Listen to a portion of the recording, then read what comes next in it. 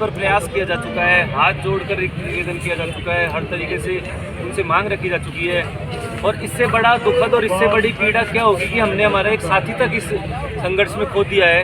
हमारा एक साथी राजकुमार गुप्ता, जो कि दौसा जिले के लालसोट ब्लॉक का था, छापरा गाँव का निवासी, वो साथी हमारा रेगुलर यहाँ पर पिछले 22-23 दिनों से लगातार इस धरने पर आ रहा था, शांतिपूर्ण प्रदर्शन में भाग ले रहे थे। और वो अपने घर का एकमात्र चिराग था, एकमात्र आसरा था वो कमाने वाला अपने घर से, और एक ऐसा चिराग उस घर का बुझ गया।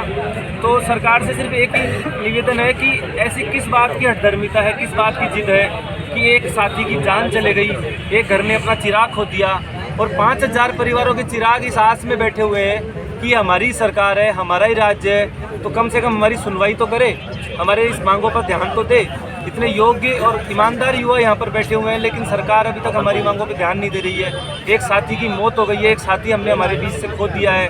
वो एक, मैं आपको बताना चाहता हूँ, वो साथी गरीब घर से था, एकमात्र अपने घर का कमाने वाला था। उसे क्या मतलब था किसी पार्टी पॉलिटिक्स से? वो सरकार ने जो काम दिया अपनी काम बखूबी कर रहा था। अगर सरकार को हमसे बात करनी थी तो हमारा फीडबैक लेते। आप कम से कम क्षेत्र में जाइए, फील्ड में पूछिए कि इन्होंने क्या काम किया है। आप टेबलों में बैठ के, बंद कमरों में बैठ के निर्णय ले रहे हैं, कम से कम आप फील्ड में जाके पूछिए तो सही।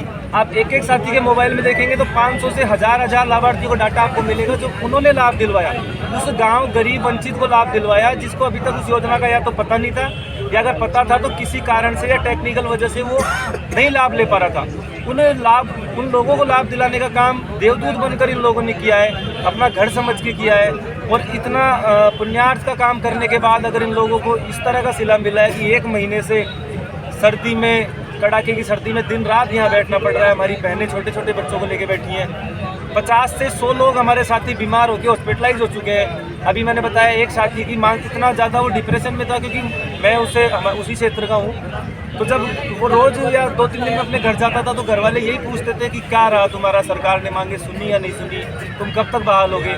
वो बेचारा सुन के, क्योंकि अपने क्षेत्र में भी सुनना पड़ता, दुनिया भर की उनको मांगे सुननी पड़ती, तो सुन के और इस बेरोजगारी के आलम में इतना अवसाद में चले गया कि वो 1-2 दिन से उसने कुछ ज़्यादा टेंशन इस बात के ले ली और डिप्रेशन में आके, आपको पता है, उसकी हृदय गति रुक गई। और बहुत दुखद हो रहा है ये बात कहते हुए, बहुत दुख है कि वो साथी हमारे बीच आज नहीं रहा। तो सरकार से हाथ जोड़ के यही विनती है कि अब तो और कितनी आपको कुर्बानी और बलिदानी चाहिए, अब तो हमारी बातें सुनिए, अब तो मान लो। 5000